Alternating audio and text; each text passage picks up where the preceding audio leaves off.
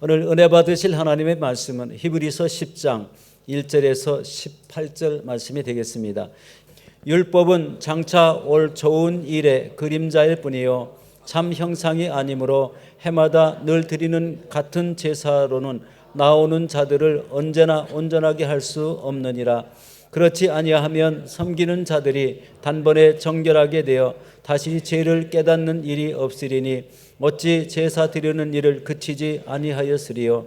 그러나 이 제사들에는 해마다 죄를 기억하게 하는 것이 있나니 이는 황소와 염소의 피가 능히 죄를 없이 하지 못하니라. 그러므로 주께서 세상에 임하실 때에 이르시되 하나님이 제사와 예물을 원하지 아니하시고 오직 나를 위하여 한 몸을 예비하셨도다. 번제와 속죄제는 기뻐하지 아니하시나니 이에 내가 말하기를 하나님이여 보시옵소서 두루마리 책에 나를 가리켜 기록된 것과 같이 하나님의 뜻을 행하러 왔나이다 하셨느니라.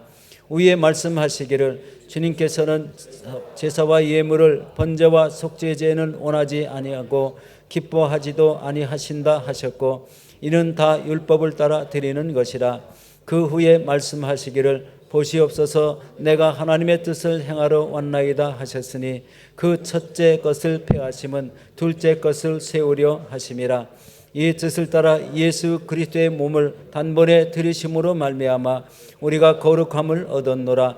제사장마다 매일 서서 섬기며 자주 같은 제사를 드리되 이 제사는 언제나 죄를 없게 하지 못하거니와 오직 그리스도는 죄를 위하여 한 영원한 제사를 드리시고 하나님 우편에 앉으사 그 후에 자기 원수들을 자기 발등상이 되게 하실 때까지 기다리시나니 그가 거룩하게 된 자들을 한 번의 제사로 영원히 온전하게 하셨느니라. 또한 성령이 우리에게 증언하시되 주께서 이르시되 그날 후로는 그들과 맺을 언약이 이것이라 하시고 내 법을 그들의 마음에 두고 그들의 생각에 기록하리라 하신 후에 또 그들의 죄와 그들의 불법을 내가 다시 기억하지 아니하리라 하셨으니 이것들을 사하여 즉 다시 죄를 위하여 제사 드릴 것이 없느니라. 아멘. 오늘 저는 히브리서 10장 1절로 8절 말씀을 통해서 제사와 예배라는 제목으로 함께 은혜를 나누고자 합니다. 오늘 본문을 보면 좀 길기도 하지만 좀 어렵기도 합니다. 하지만 크게 세 부분으로 좀 나눠보면 이해하는 데 도움이 됩니다. 첫 번째 부분은 1절로 4절 말씀인데요. 율법은 장차 오는 좋은 일의 그림자이기 때문에 율법을 따라서 드린 제사로는 우리의 죄를 씻어내는 것이 용서하게 받게 하는 것을 충분하지 않다, 온전하지 않다라고 말하고 있습니다. 두 번째 부분은 5절부터 10절까지인데 예수님의 그 온전한 희생 제사 십자가를 지심 그 부분을 쭉 설명하고 있고요. 세 번째 부분은 11절로 18절까지인데 그 예수님의 드려진 희생 제사로 말미암아 우리에게 베풀어진 완전한 용서가 있다. 그것을 성령님이 증언하신다 라고 말씀하고 있습니다.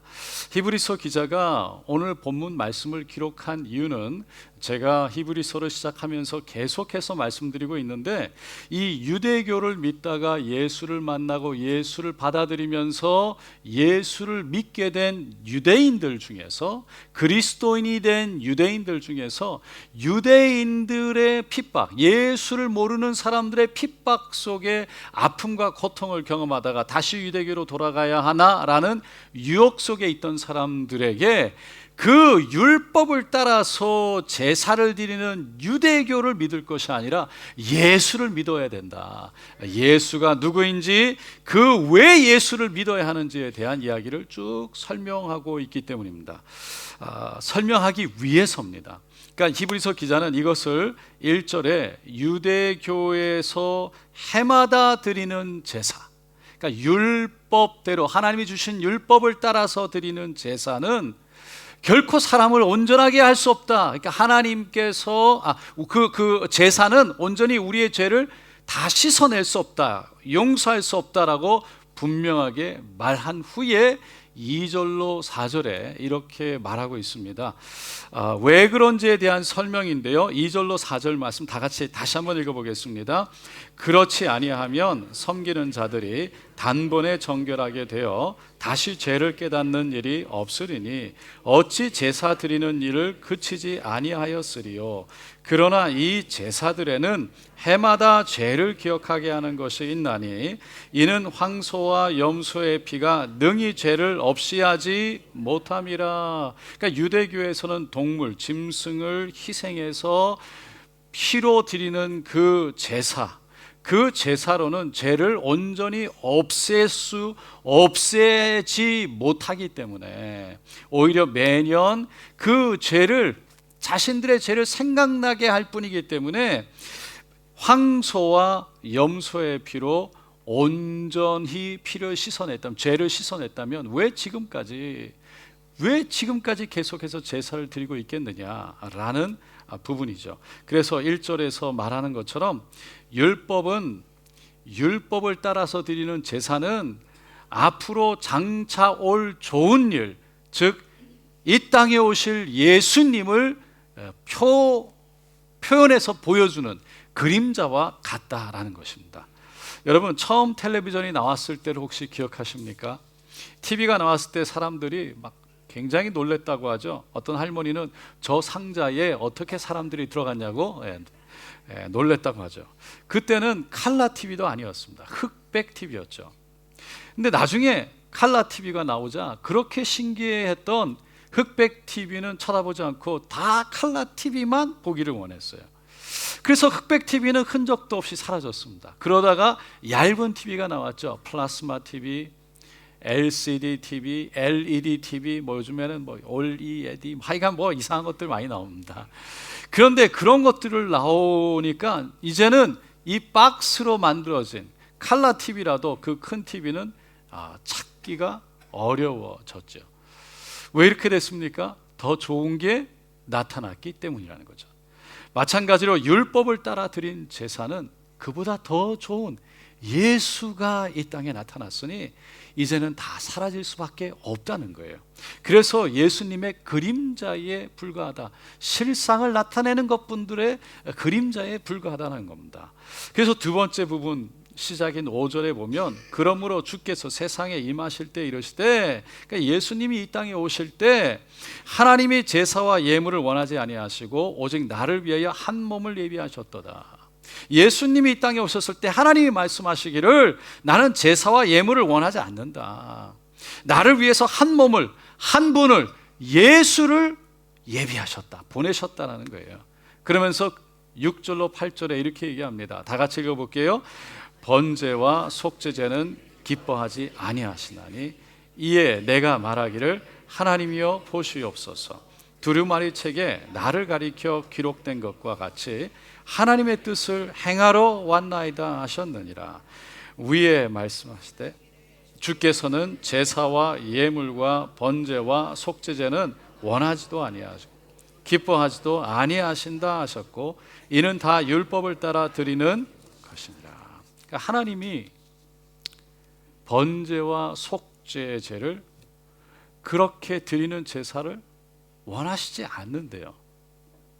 여러분, 이게 무슨 말일까요?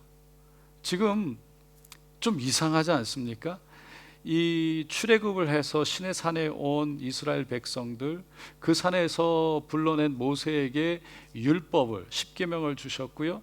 그리고 제사법을 알려주셨어요. 성막을 만들라고 하셨어요. 거기에서 제사를 드리라고 하나님이 말씀하셨는데 지금 와서 갑자기 왜 제사를 기뻐하지 않는다는 걸까요?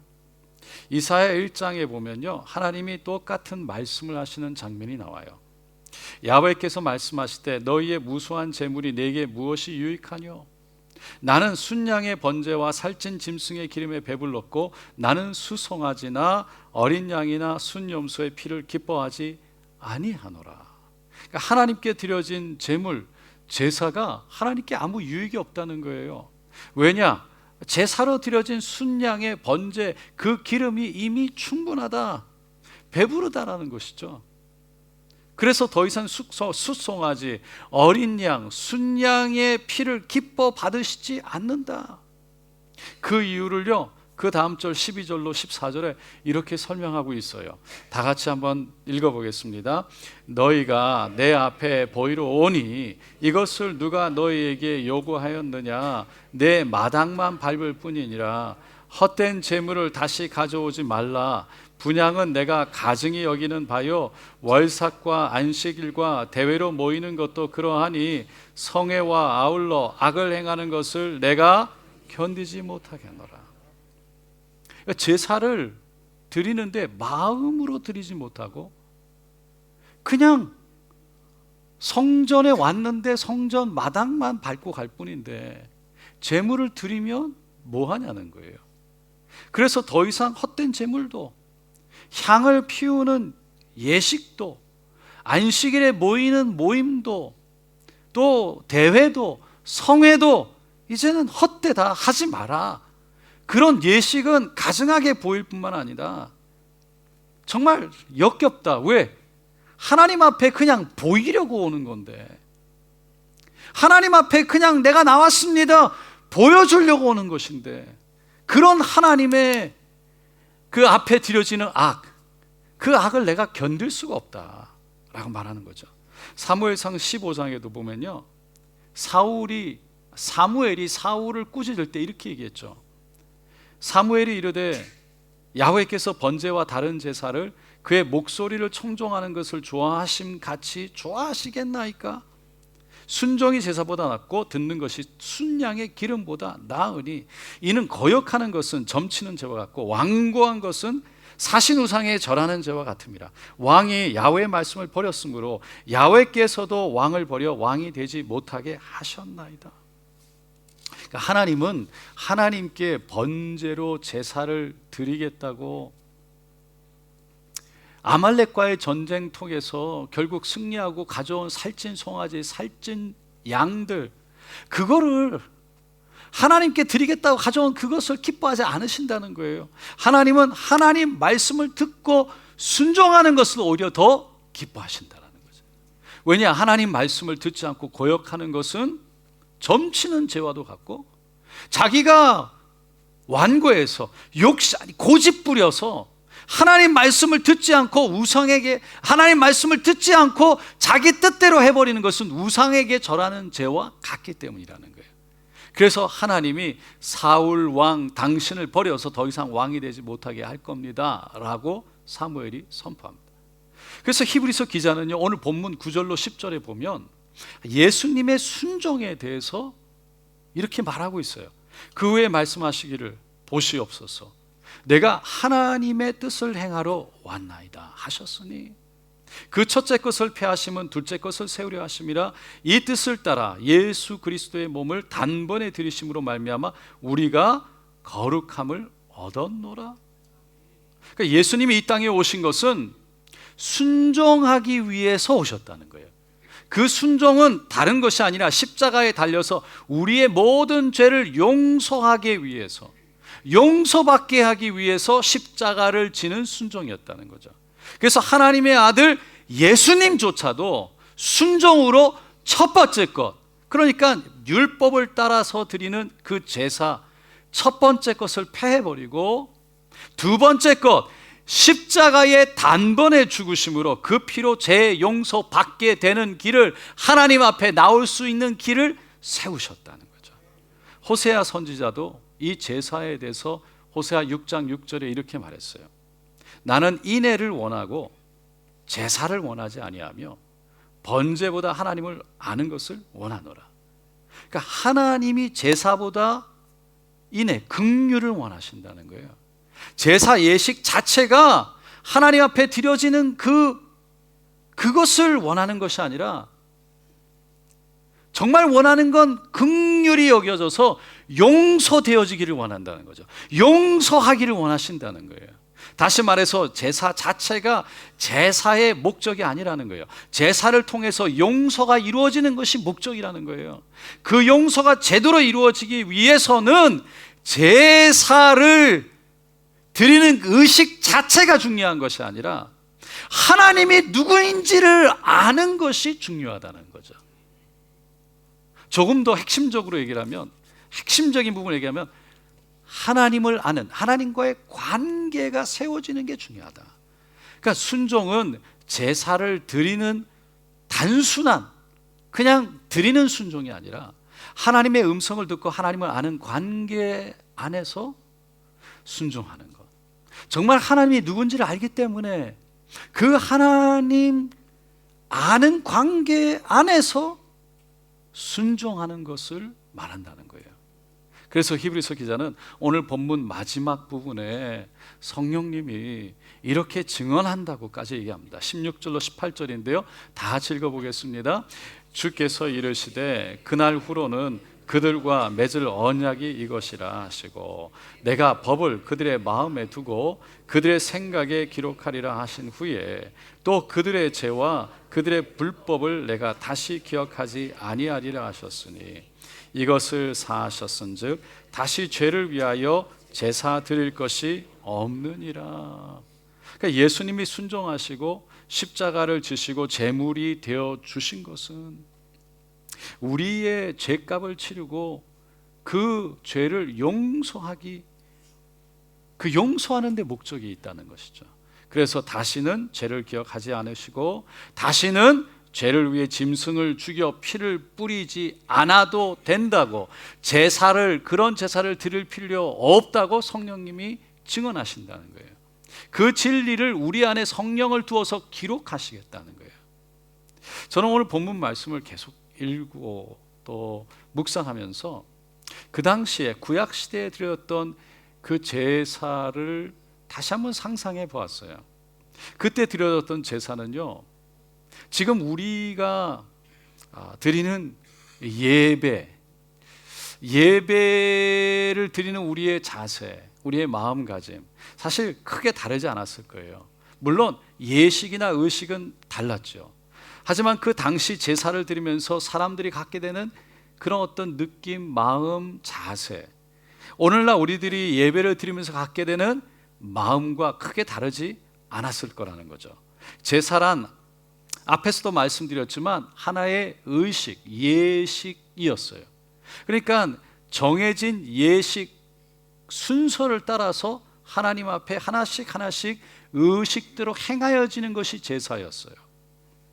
그래서 우리가 매주 주일이 되면 교회에 와서 예배를 드리듯이 그 당시에도 때가 되면 제사를 순간순간 매년 또 순간순간 하나님 앞에 반복해서 드려졌을 거예요. 근데 여러분, 아무리 좋은 것이라도 아무리 은혜스러워도요, 계속 반복해서 우리에게 임팩트가 주어지면 그게 좋은지 모르게 되죠. 지루함이 느껴지고요, 식상해지기가 쉬워요. 여러분, 아무리 잘생긴 남자, 아무리 예쁜 여자라도 결혼해서 살다 보면 할렐루야, 그 사람이 그 사람이죠. 똑같은 거예요. 결혼 생활은. 그 당시 드렸던 제사도 그랬다는 거죠.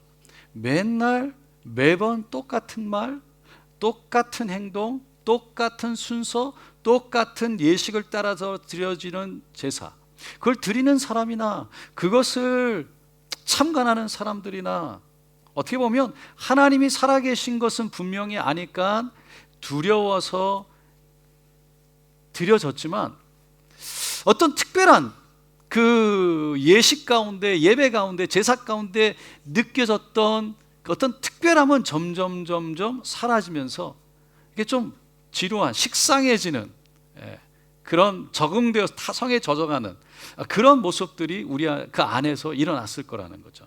제사장들의 아들들 어렸을 때부터 제사에 대해서, 제사법에 대해서 막 교육을 받다가 제사에 참관하게 되고 그 참관하는 시간들이 길어지면 길어질수록 좀 따분한 마음, 또 그 다음은 무엇이가 될까, 무엇이 될 것이라는 걸 이미 알고 있으니까, 그러니까 그런 마음들이 조금씩 생겨났을 거고, 제사장들조차도 정말 깨어있지 않으면 예식을 드리는 것이 점점 능숙해지면서 이것 한 다음에 이것 하고 저것 한 다음에 저것, 그러니까 그 전에 느꼈던 감동들, 점점 사라지고 하나님에 대한 두려움 때문에 잘 드리고 내 의무를 다해야 된다는 그런 무거움은 있지만 그 무거움에 눌려서 결국 마음에 어떻게 보면 좀 힘든 것들이 좀 생기지 않았을까.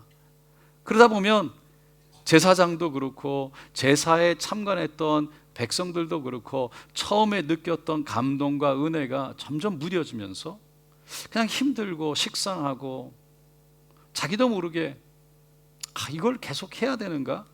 왜 이렇게 제사를 드려야 되나? 피를 뿌리고 나오면 그러면 정말 용서받는 건가? 이러면 다 끝나는 건가? 매년 똑같이 이렇게 해야 되는 건가? 매일 초를 밝혀야 되고 초를 끄트리지 않기 위해서 밤새도록 서 있어야 되고 매주 안식일이 되면 진설병 떡 12개를 새로 만들어서 구워서 거기다 올려놔야 되는데 하나님이 와서 드시지 않는데 왜 거기다가 진열해 놔야만 하는 걸까? 그런 생각들이 들면서 자기도 모르게 뭔가 새로운 게 있지 않을까? 뭔가 좀 더 자극적이고 조금 더 눈물 나게 하고 조금 더 경외감을 갖고 조금 더 은혜스럽고 조금 더 거룩한 그런 제사가 있지 않을까? 어떤 특별한 제사가 있지 않을까? 사람들은 뭔지 모르지만 점점 커가는 그 안에 무엇인지 모르지만 만족시킬 수 있는 뭔가 좀 더 영적으로 채워질 수 있는 그 영적 갈증을 느끼면서 갈증이 쌓여가고 있을 때에 예수님이 요한복음 7장 37절 38절에 이렇게 외쳤죠. 다 같이 읽어보겠습니다. 누구든지 목마르거든 내게로 와서 마셔라. 나를 믿는 자는 성경의 이름과 같이 그 배에서 생수의 강이 아멘.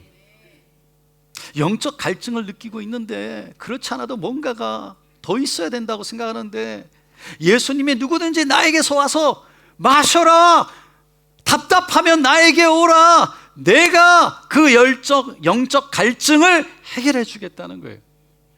그 내 안에 있으면 밖에서부터 외부로부터 어떤 새로운 특별한 것이 오는 것이야. 우리 안에서부터 생수의 강물이 흘러 넘치게 될 거다. 이런 예수의 말씀이 선포되어졌을 때를요 37절에 보면 명절 끝날 곧 큰 날에 예수께서 서서 외쳐 이르시되라고 되어 있어요. 명절이라는 건 유월절을 말하는 거죠. 여러분 유월절은 1년 중에 딱 한 번 대제사장이 지성소에 들어갈 수 있는 날이었죠. 그리고 그곳에 들어가서 백성들의 죄를 용서받기 위해 제사를 드리는 날이에요. 유월절이 되면 그래서 각지에 흩어졌던 모든 유대인들이 예루살렘으로 몰려왔어요. 우리나라의 추석이 되면 수많은 사람들이 고향으로 그렇게 멀리 오랜 시간 걸려서 다 내려가는 것처럼 유월절이 되면 정말 저 사마리아 뭐 여러 각 지방 아니 저 이방 나라에 살고 있던 사람들도 예루살렘으로 온다는 거죠. 그런데 그 당시 예루살렘까지 그들이 이동해서 온다는 것은 정말 쉽지 않았어요. 특별히 멀리서 오는 사람들 먹을 것을 나귀에 싣고 필요한 물품들을 싣고 손에 바리바리 들고 걸어서 이동해야 됐죠. 더군다나 하나님께 드리기 위해서 바치기 위해서 제물로 준비한 짐승들이 아플까 봐 다치면 안 되니까 그저 소중하게 순간순간 잘 돌봐야 되고 지치면 안 되고 또 어린 자녀들과 함께 여행을 한다면 정말 그야말로 고생은 말로 다 할 수 없었을 거예요. 그렇게 고생해서 예루살렘에 와서 무릎을 꿇고 제물을 드리면서 하나님 우리의 죄를 용서하여 주옵소서. 그러고서는 돌아섰는데 뭐 별로 특별하게 뭐 어떤 일이 일어나는 것 같지도 않고 이게 단가 이러면 되는가 언제까지 이렇게 힘든 일을 계속 해야 되는가 특별하지도 않은 것 같은데 무슨 의미인가 그런 생각을 가지게 되는 사람들이 여기저기서 나타나기 시작했을 거라는 거예요. 그러면서 그런 일들이 한 해가 가고 두 해가 가고 반복되어져서 이루어져 가는 가운데 힘들고 지쳐가는 백성들 앞에 영적 갈증을 느끼고 돌아가는 백성들 앞에 누구든지 목마르거든 내게로 와서 마시라. 나를 믿는 자는 성경의 이름과 같이 그 배에서 생수의 강물이 흘러 넘치리라. 그렇게 선포하신 예수님의 말씀 그 말씀이 정말 그들의 귀를 쫑긋하게 만들었을 겁니다. 여러분, 오늘날에도요, 수많은 사람들이 매주일 교회에 와서 예배를 드리죠. 근데 마치 구약에서 유대인들이 제사를 드렸던 것처럼 하나님과 소통 없이 하나님 앞에 그 마음을 예배로 드리지 못하고 그냥 마땅만 하나님 앞에 왔습니다, 드러내고 나타내고 보여주는 것으로 만족함으로 마당만 밟고 가는 사람들이 있다는 거죠. 처음에는 은혜로 예배를 드렸는데 점점 예배를 드리는 숫자가, 횟수가 늘어나면서 똑같은 형식 속에, 똑같은 예배 순서 속에 그 모든 순서가 나도 모르게 어느 순간 타성에 젖어들고 실증이 나고, 똑같은 것 같은 말씀, 반복되는 것 같은 말씀, 자기도 모르게 그 안에서 지루함을 느끼고, 그래도 한 주라도 안 드리면, 드리지 않으면 무슨 큰일이 일어날 것 같은 두려움 때문에 그냥 의무적으로 나와서 드리다 보니까 나중에는 자기 안에 영적 갈증을 느끼게 되는데, 자기도 모르게 어떻게 할 줄 모르고 있다가 외부에서 강사 목사님이 오거나 외부에서 누가 특별한, 그러면 그때 은혜를 엄청 받는 것이죠. 할렐루야. 다음 주에 외부에서 강사가 옵니다. 여러분, 율법을 따라 드린 제사가 사람을 온전하게 하지 못하는 것처럼 율법적인 생각과 마음으로 예배에 앉아 있는 그 자체가 하나님을 기쁘시게 하지 못한다는 거예요. 한 수도사가 마을 사람들에게요, 하나님의 사랑에 대한 설교를 하겠다고 선포를 합니다. 그리고는 지금까지 여러분들이 들었던 그 어떤 설교보다 더 훌륭한, 뛰어난, 정말 한 번도 들어보지 못한 설교를 듣게 될 것이라고 약속을 하고는요, 그 마을에 있는 수많은 사람들을 다 모아요. 설교 시간, 설교하는 그 날이 됐어요. 사람들이요, 남녀노소 막 그 교회당에 쫙 몰려든 거죠. 그 설교, 그 훌륭한 설교, 한 번도 들어보지 못했다는 설교, 그 약속되어진 설교를 들으려고 기다리고 있는데 설교 시간이 되었어요. 근데 수도사가 강대상에 올라왔는데 조용히 눈을 감고 아무 말을 하지 않아요. 그러다가 말없이 촛대가, 환하게 빛나고 있는 촛대에게 다가가는데 그 촛대를 조용히 이렇게 손으로 이렇게 집어 듭니다. 그리고는 예수가 십자가에 달려있는 그 형상, 그 상 앞에 다가가서 예수님의 오른손, 그 못이 박힌 핏자국이 있는 그 오른손을 촛불로 환하게 비치는 거예요. 그러니까 사람들이 그 예수님의 오른손의 못자국을, 그 못을, 그 피를 다 보는 거죠. 드러나는 거죠. 그리고는 그 촛불을 옮겨서 다시 예수님 왼손에 그 못자국 난 그 못에 핏자국 있는 곳에 갖다 대니까 환하게 드러나서 사람들이 볼 수 있게 됐어요. 그리고는 조용히 그 앞에 무릎을 꿇는데 그 촛불이 예수님의 발 앞에 비춰지니까요, 그 못을 받은 예수님의 발이, 그 핏자국이 그대로 환하게 보여지는 거예요. 그러면서 촛불을 들고 일어나서 돌아서는데 그 얼굴에서 반짝이는 게 있는데 그 수도사의 얼굴에, 볼에 눈물이 흘러내리는 거죠. 그때 수도사가 단 한마디 설교를 합니다. 사랑하는 여러분, 이것이 당신을 사랑하시는 하나님의 사랑에 대한 나의 설교입니다. 그리고 축도를 하고 말없이 사라졌습니다. 수도사는 수많은 아름다운 단어들을 이용해서, 사용해서 정말 멋진 설교를 하고 싶었던 것이 아니라 그들을 향한 십자가의 사랑이 무엇인지, 하나님의 사랑이 이 십자가에 있다는 것을 그냥 있는 그대로 보여주고, 그 사랑 때문에 내가 이 눈물을 흘린다고 있는 눈물을 그대로 보여주고 싶었던 거예요. 여러분, 이 세상에 얼마나 많은 설교가 쏟아지고 있습니까? 날마다 새로운 설교가 쏟아지고 있어요. 전화기만 키면 원하는 설교 얼마든지 들을 수 있어요. 그런데 여러분, 그렇게 많은 설교들 앞에 우리는 얼마나 우리의 마음을 열고 듣는지, 그 말씀이 얼마나 우리를 변화시키고 있는지, 얼마나 감동으로 우리를 인도하고 있는지를 다시 한번 생각해 봐야 된다는 거예요. LA에 있는 그레이스 커뮤니티라는 교회 담임 목사님인 존 메가더 목사님이 히브리서 강해서를 썼는데 거기에 보면 이런 이야기가 나와요. 영국의 한 마을에 교회가 하나 세워졌는데 그 교회의 정문에 아치에 이런 문구를 새겨 넣었대요. We preach Christ crucified. 그러니까 우리는 그리스도가 십자가에 못 박힌 것을 설교합니다. 이런 거예요. 그 교회의 성도들은 예수님이 십자가에 못 박혀 죽은 것에 대한 설교를 듣고 싶어 했어요. 그리고 목사님도 그것을 설교하고 싶어 했어요. 왜냐하면 성경이 말하고 있는 핵심적인 내용이 바로 거기에 있다는 것을 다 알았기 때문이죠.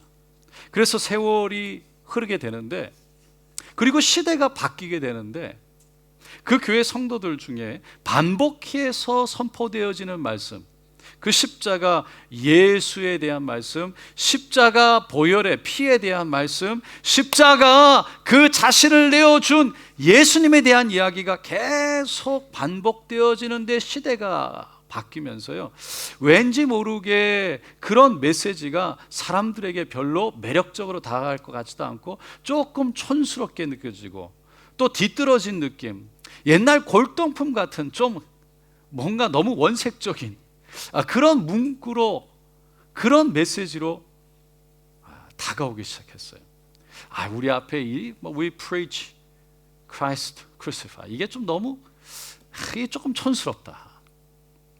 성도들이 생각하기에는 구원에 대해서 예수의 피로 구원받는다라는 말을 대신, 피라는 말이 약간 좀 너무 강하니까, 촌스럽게 들리니까 예수님의 삶이 우리를 구원한다. 이게 어떠냐? 이게 좀 잠깐 바꾸기로 결정한대요. 그래서 바꿔요.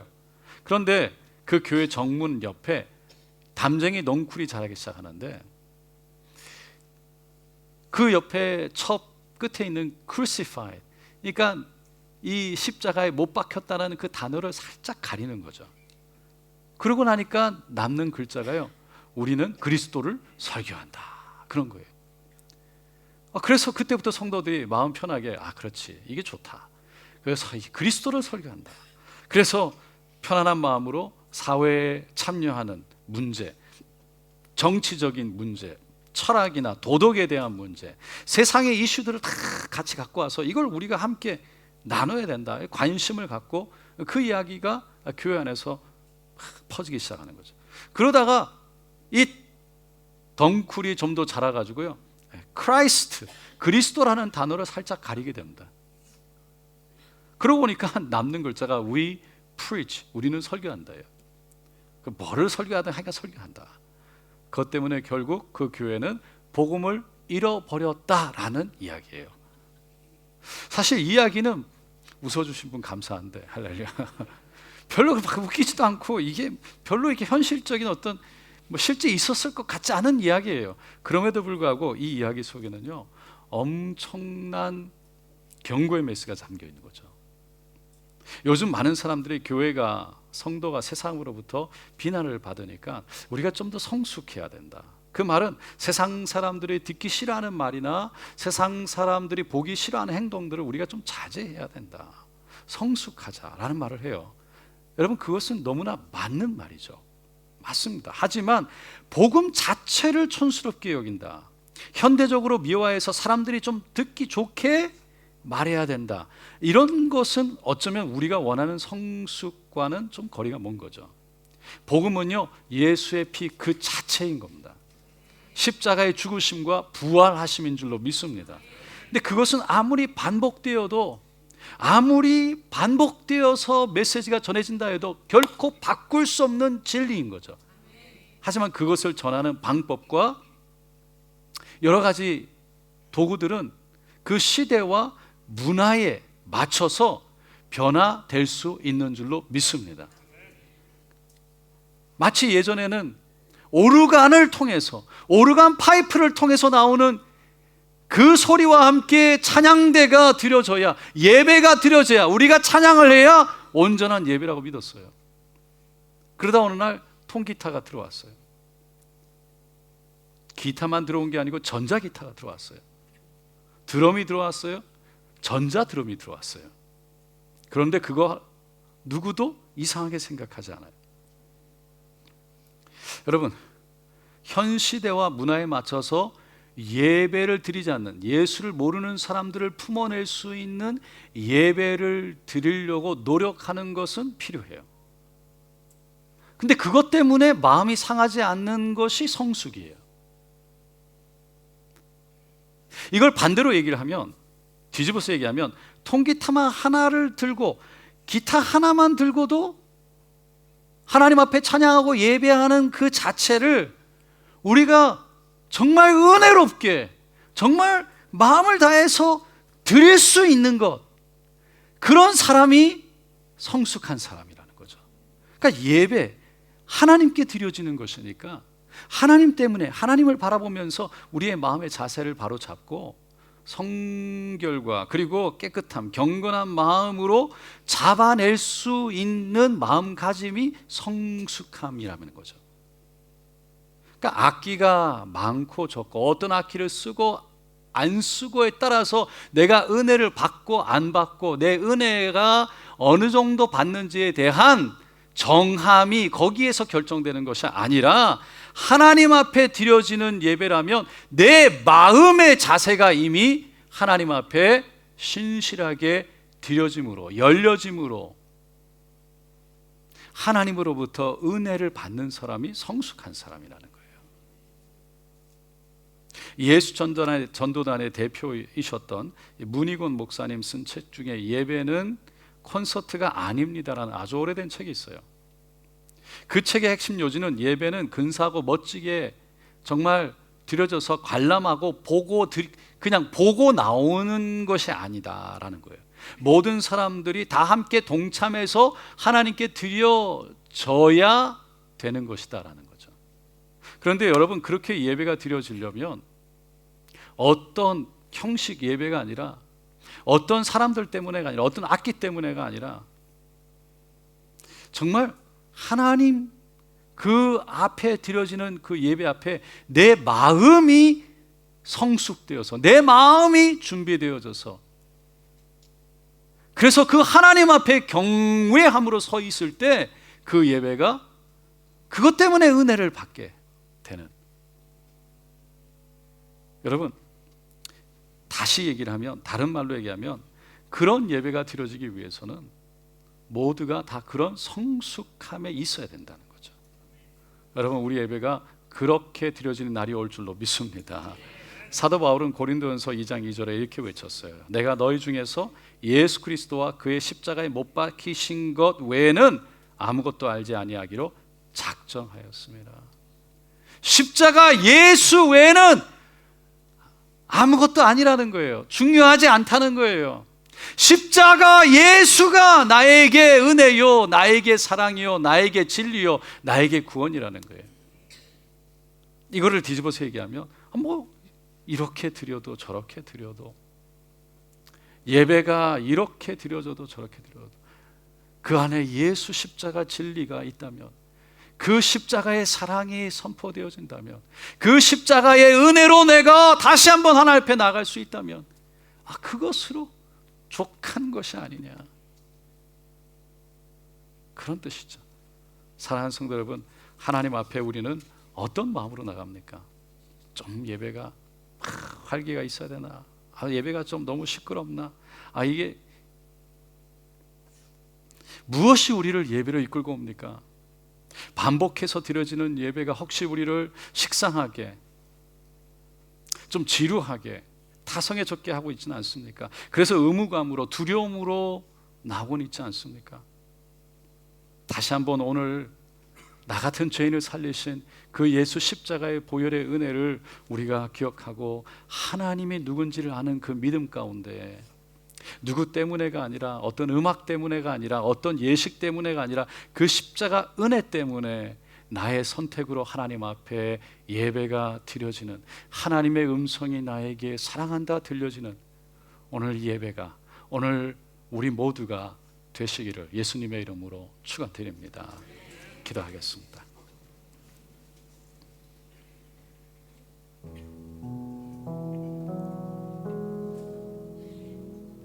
오늘 이 시간 함께 기도합니다. 우리의 마음을 다시 한번 주님 앞에 내어놓기를 원합니다. 십자가의 은혜, 그 예수 십자가의 은혜가 주님 나를 새롭게 하게 하시고, 나를 용서하시고 치료하시고, 나를 하나님 거듭나게 하셔서 생명 가운데 생수의 강이 흘러 넘치는 은혜가, 성령으로 충만한 은혜가 내 안에 있게 하여 주시옵소서. 하나님을 아는 믿음 가운데 주님 앞에 나올 수 있는 순종함으로 머리 숙이게 하여 주시옵소서. 우리 함께 주여 간절히 세워 부르고 기도합니다. 주여 주여 주여. 할렐루야 할렐루야 할렐루야 할렐루야. 주님 올려드립니다. 주여 하나님 예배하기 원합니다. 주님 올려드립니다. 주님 앞에 하나님 그냥 우리를 보여주는 정도, 주여 정말 예배당 마당만 밟고 가는 정도가 아니라 주님, 주님을 나의 주님으로 고백하고 주여 하나님의 은혜 안에서 감사와 찬양과 존귀로 올려드리길 원합니다. 마음으로 소통하는 예배가 되기를 원합니다. 하나님의 은혜를 기억하는 예배가 되기를 원합니다. 주여 이 땅에 살아가는 동안에 할렐루야 여전히 하늘 소망 흔들리지 않기 위해 날마다 주님 앞에 나와 머리 숙여 우리 안에 심겨진 그 믿음을 붙들고 살아가기를 원합니다. 주여 확인되어지고 고백되어지고 주님 세상에 살아가지만 세상의 것이 아닌 하나님의 것으로 살기를 원한다는 믿음의 고백들이 매 순간 예배 때마다 드려지기를 원합니다. 주여 우리를 붙들어 주시옵소서. 은혜 가운데 하나님을 바라보며 나아갈 수 있도록 도와주시옵소서. 우리의 마음이 날마다 예배 가운데 하나님을 향하게 하여 주시고 주여 하나님 앞에 올려드리게 하여 주시옵소서. 할렐루야 할렐루야 할렐루야 할렐루야. 주님 올려드립니다. 주님 올려드립니다. 주님 올려드립니다. 주님 올려드립니다. 할렐루야 할렐루야 할렐루야 할렐루야. 오 주님 감사합니다.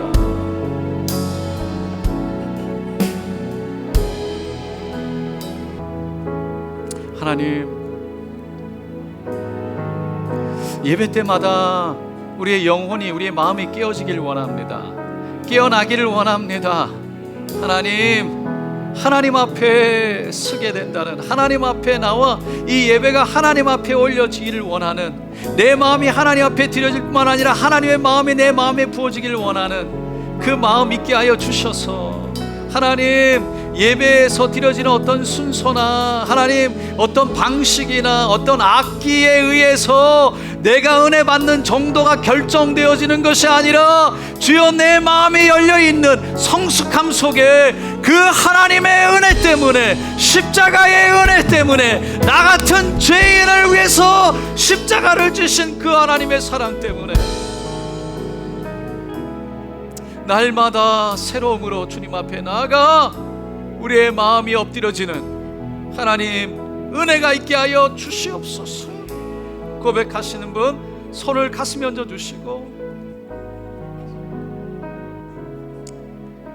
또 믿음으로 아픈 곳에 함께 손을 얹고 기도하기를 원합니다.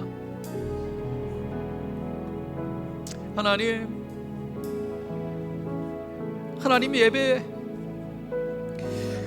반복되어져서 드려지는 예배 속에서도 여전히 우리의 영혼이 깨어있게 하여 주시고 여전히 하나님 살아계신 하나님을 보게 하실 뿐만 아니라 그 하나님 앞에 경외함과 하나님 성결한 마음으로 서게 하여 주셔서 주여 우리의 어떤 드려지는 예배 형식이 주님 앞에 올려지는 것이 아니라 우리가 제물되어 하나님께 올려질 수 있는 하나님 은혜가 있게 하여 주시옵소서.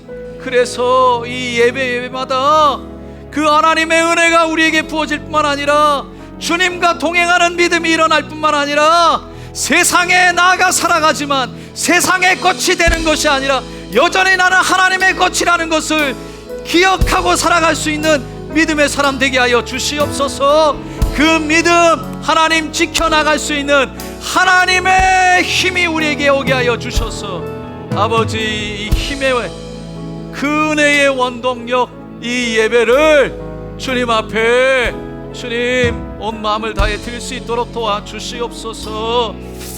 오늘 이 시간 예배 속에서 나도 모르게 어떤 의미를 발견하고 싶은데 식상함 속에 나도 모르게 거기에 타성에 젖어서 그 하나님의 은혜 사라지고 무엇을 해야 되는 건지, 왜 해야 되는 건지 내 마음속에 질문이 있다가 나도 모르게 안 드려도 된다는 생각 속에 나도 모르게 하나님과 멀어지는 그 관계 속에, 예배 속에 하나님 세상으로 향하지 않도록 우리의 발걸음을 주장하여 주시옵소서. 사단이 아버지여 악한 마귀가 우리의 마음을 미혹하지 않도록, 그래서 우리가 넘어지지 않도록 도와주시옵소서. 예수의 이름으로 명하노라. 우리의 마음을 흐트리고 우리의 자세를 흐트리며 예배 속에서 그 하나님의 은혜를 빼앗아가고 그 예배 속에서 하나님의 음성을 빼앗아가며 예배 속에서 그냥 그 자리에 아무런 새로운 것 없이 그냥 와서 나타내고 드려지는 것으로 그게 다라고 생각하고 돌아가게 만드는, 영적 갈증만 생기게 만드는 더럽각한 사단의 권세, 거짓말들은 묵길 받고 떠나 갈지어다. 예수의 이름으로 명하노라. 우리의 영혼을 잠재우고 예배에 하나님을 바라보지 못하게 하고 하나님 앞에서라는 것을 기억하지 못해서 스스로 하나님 우리의 마음을 흐트러뜨리게 하는 더럽각한 사단의 권세, 거짓말들, 모든 괴계는 묵길 받고 떠나 갈지어다. 예수의 이름으로 명하노라. 모든 질병도 병마도 아픔도 고통도 저주와 절망도 떠나 갈지어다. 이 시간 우리를 괴롭히는 모든 거짓말들, 모든 사단의 악한 손아귀, 그 묶음은 이 시간 떠나 갈지어다. 주여 치료하여 주시고 예수의 보혈로 덮어주시고 나 같은 죄인을 살리신 그 하나님의 은혜가 채찍에 맞음으로 나음을 입었다는 그 믿음의 말씀이 우리 안에 이루어지게 하여 주시옵소서. 할렐루야, 할렐루야. 주님 감사합니다. 주님 감사합니다. 오늘 이 시간 성령님, 예수님 못장난 손을 이 시간 주님 머리 위에 얹어주시고 주님 위로하시고 치료를 선포하심을 감사합니다. 이 시간 예수의 이름으로 명하노니 강건케 될지어다. 약한 것은 사라지고 강하게 될지어다. 건강하게 될지어다.